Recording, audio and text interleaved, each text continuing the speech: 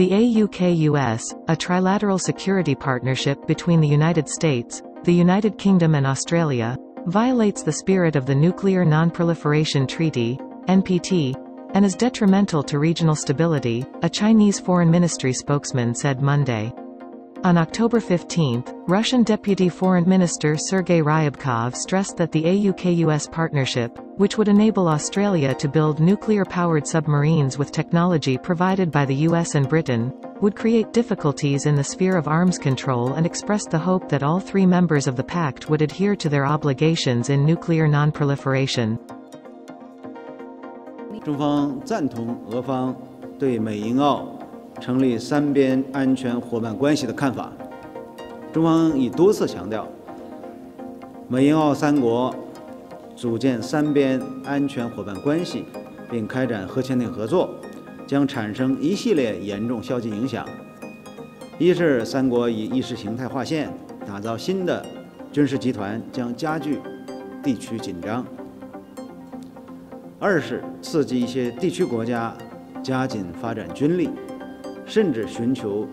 突破核门槛，并将引发军备竞赛，推高军事冲突风险。三是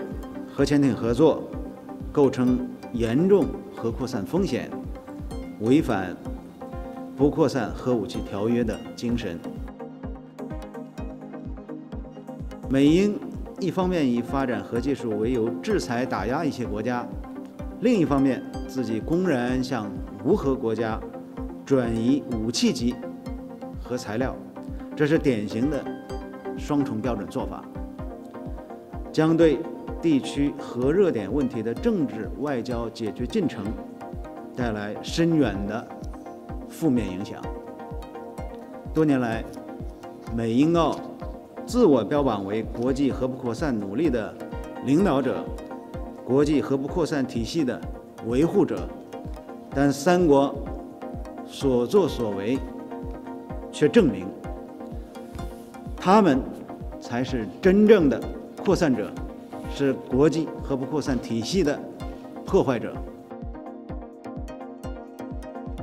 中方认为，任何地区机制 都应顺应和平与发展的时代潮流，增进地区国家间互信与合作，不应针对第三方或损害第三方利益。我们敦促三国倾听国际社会呼声，摒弃陈旧的冷战零和思维和狭隘的地缘政治观念，撤销有关错误决定，忠实履行核不扩散义务， 多做有利于地区和平稳定的事。